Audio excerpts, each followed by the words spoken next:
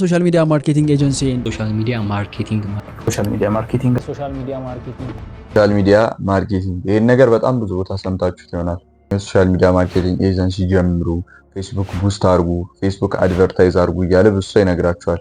ግን እውነተኛውን መንገድ ቤት በኩል መሄድ አለባችሁ የሚለውን ነገር አብዛኛው ሰው አያሳያችሁ። ቀጥታ የምታዩት የሚያገኙትን ገንዘብ በሶሻል ሚዲያ ማርኬቲንግ ይሄን ያሰራን፣ በሶሻል ሚዲያ ማርኬቲንግ ይሄን ያላደረገን የሚሉትን ነገሮች ነው እንጂ ያብር እውነት ትክክለኛ ፕሮፊት ነው ወይ እንዜን ደግሞ የምር ሶሻል ሚዲያ ማርኬቲንግ ብንጀምረው ያዋጣል አያዋጣም የሚሉትን እያንዳንዱ ነገሮች ዛሬ ብሬክዳውን አድርገን የምናይ ይሆናል። ሃይ ኢዮስያስ እባላለሁ፣ ዲጂታል ማርኬተር ነኝ። ዲጂታል ማርኬቲንግ ላይ ባለፉት ጊዜያት ምርጥ የሚባል ጊዜ ማሳለፍ ችያለሁ።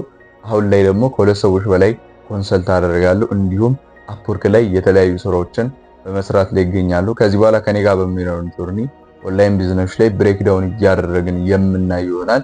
እኔ ስትራግል ያደርጉኝ የነበሩ ነገሮችን እንዲሁም ደግሞ ማልፍበትን እያሳያችሁ አብረን ዲቨሎፕ የምናደርግ ይሆናል ማለት ነው። ሌትስ ጎ ወደ ቪዲዮ። በመጀመሪያ ሶሻል ሚዲያ ማርኬቲንግ ምንድነው ከሚለው ከማየት እንጀምር። ሶሻል ሚዲያ ማርኬቲንግ የምንለው አፕሊኬሽኖች ወይም ለፕላትፎርሞች ያን በመፈጸም እንዲያስተዋውቁልን ስናደርግ ነው። በቀላል መንገድ እንድትረዱት እዚህ ጋር ሁለት ፖስቶች አሉ። አንደኛው ፖስት ኦርጋኒክ ፖስት ወይም ፍሪ ፖስት ነው። ሁለተኛው ደግሞ ፔድ ፖስት ወይም ኮስት ፖስት ነው ማለት ነው። ኦርጋኒክ ፖስት የምንለው ምንም አይነት ወጪ ሳናወጣ ስንፖስተው ነው። ለምሳሌ አንድ ፈርኒቸር ቤት አለ እንበል። ያ ፈርኒቸር ቤት የሚሰራቸውን ሶፋዎች፣ የሚሰራቸውን ቁምሳጥኖች፣ የሚሰራቸውን ወንበሮች ፎቶ እያነሳ ፖስት ያደርጋል። ልክ እኛ አሁን ቲክቶክ ላይ ፖስት እንደምናደርገው፣ እኔ አሁን ዩቲዩብ ላይ ፖስት እንደማደርገው አይነት ቪዲዮዎች ሪካርድ እያደረገ አፕሊኬሽኑ መከተል ያለበትን ነገር እየተከተለ ፖስት ያደርጓል ያለምንም ወጪ ማለት ነው። ማንኛውም ሰው ፖስት እንደሚያደርገው። ፔድ ፖስት የምንለው ደግሞ ለአፕሊኬሽኑ ተጨማሪ ክፍያ በመክፈል ተጨማሪ ቪው፣ ተጨማሪ እይታ፣ ተጨማሪ ደግሞ ኢንጌጅመንት፣ ተጨማሪ ገዢ እንዲያመጣለት ደግሞ ያንኑ ፎቶ አፕሊኬሽኑ ክፍያ ከፈጸመ በኋላ አፕሊኬሽኑ ብዙ ቪው፣ ብዙ ኢንጌጅመንት፣ ብዙ ሴልስ ደግሞ ይሰጠዋል። ሶሻል ሚዲያ ማርኬቲንግ የምንለው በቀላል መንገድ ይሄኛው። ፖስት ስናደርግ ሁለት አይነት ሜተድ ልንጠቀም እንችላለን። የመጀመሪያው ቡስት ነው። ሁለተኛው ደግሞ አድቨርታይዚንግ። ብዙ ቦታ ቡስት አድቨርታይዚንግ ሲባል ሰምታችሁ ይሆናል።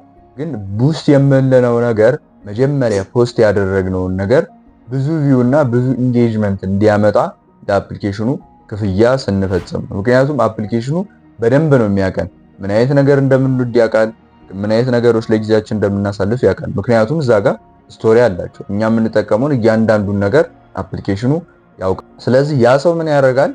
ኦልሬዲ ፖስት የተደረገውን ነገር ብዙ ሰው እንዲያይለት ከፈለገ፣ ብዙ ገዢ እንዲመጣለት ከፈለገ ምን ያደርጋል? ለአፕሊኬሽኑ ክፍያ ይፈጽምና አፕሊኬሽኑ ደግሞ ብዙ ቪው፣ ብዙ ሴልስ ይሰጠዋል ማለት ነው። ሁለተኛው ደግሞ አድቨርታይዝ ነው።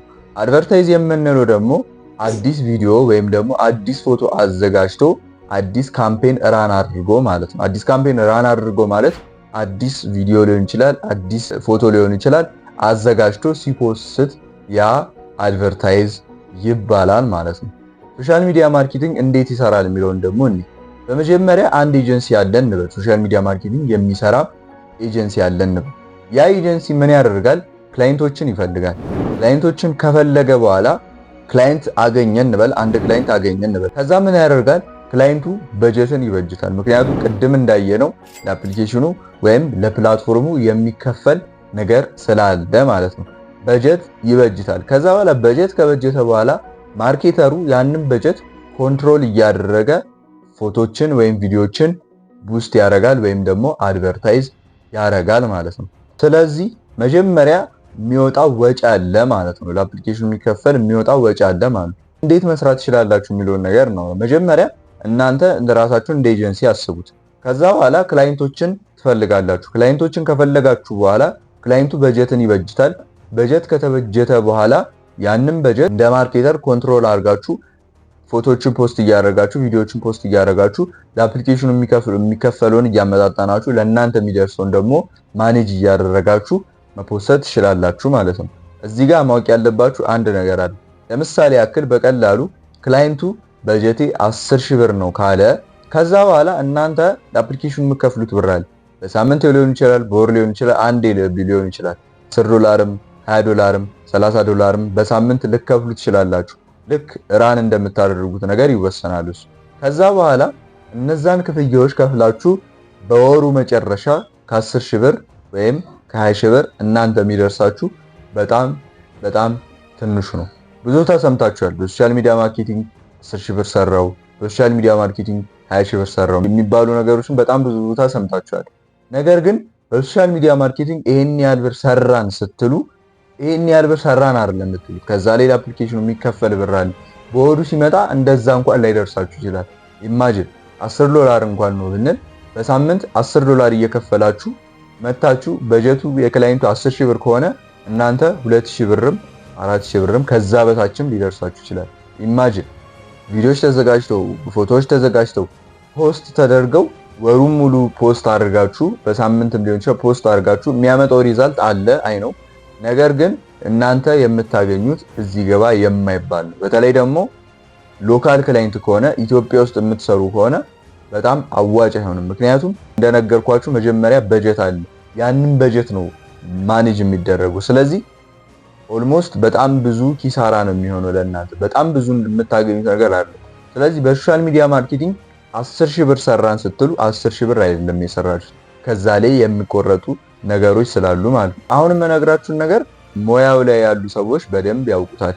ግን አሁን ለምትጀምሩ ሰዎች በጣም ይህን ነገር በደንብ መመልከት አለባችሁ። ሶሻል ሚዲያ ማርኬቲንግን ደግሞ እንደኛ ሀገር ለምን እንደማልመክረው አንድ በአንድ ልንገራችሁ። የመጀመሪያው ኦልሞስት ማርኬቱ በጣም ሳቹሬት ሆኗል። ይሄን ያልኩበት ምክንያት እስቲ ፌስቡክ ላይ አሁን ሄዳችሁ ለመመልከት ሞክሩ። ኦልሞስት ሁሉም ሰው ቡስት፣ ሁሉም ሰው አድቨርታይዝ ከማድረጉ የተነሳ ኦርጋኒክ የሚባል ነገር ኮምፕሊትሊ እየጠፋ ነው። ሁለተኛው ደግሞ ከእናንተ የምታወጡት ኮስት አለ። ኢማጂን እኛ እዚህ ሆነን በጣም የሚያስፈልገን ዶላር ነው እንጂ ለአፕሊኬሽኑ ዶላር መክፈል ምን ያህል ጥሩ እንዳልሆነ አስቡት። አሁንም እንድትረዱኝ የምፈልገው ነገር ሪዛልት አያመጡም ማለት አይደለም። ሪዛልት በደንብ ያመጣሉ። ነገር ግን ያልኳችሁን ነገር አስቡት። የምታወጡት ገንዘብ አለ፣ በወሩ የሚደርሳችሁ ነገር አለ።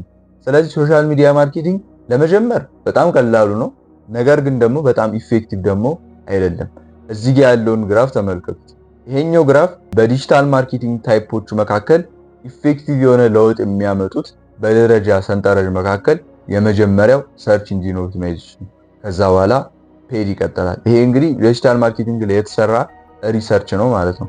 በቀላሉ ይሄንን ማየት ትችላላችሁ። ትክክለኛ ለውጥ አያመጡም ማለት አይደለም፣ ያመጣሉ። ግን ደግሞ ገና አሁን ዲጂታል ማርኬቲንግን እየተቀላቀላችሁ ያላችሁ ልጆች ከሆናችሁ ጀማሪ ከሆናችሁ ከፔድ በፍጹም እንዳትጀምሩ። ምክንያቱም ቀድማችሁ የምታወጡት ወጪ አለ። ማርኬቱ በጣም ሳቹሬት ሆኗል። በዛም ምክንያት ሰክሰስፉል የመሆን እድላችሁ በጣም ዝቅተኛ ነው። ስለዚህ ከየት መጀመር አለብን ብላችሁ ደግሞ ከጠየቃችሁኝ መጀመሪያ ኦርጋኒክ ማርኬቲንግ የሚባሉትን አጥኗቸው። እያንዳንዱ ማርኬቲንግ ማጥናታችሁ ለዚህ ይጠቅማችኋል። እያንዳንዱ ማርኬት ታይፕ እንዴት ይሰራል የሚለውን ካወቃችሁ በኋላ ነው ወደ መምረጥ መሄድ ያለባችሁ።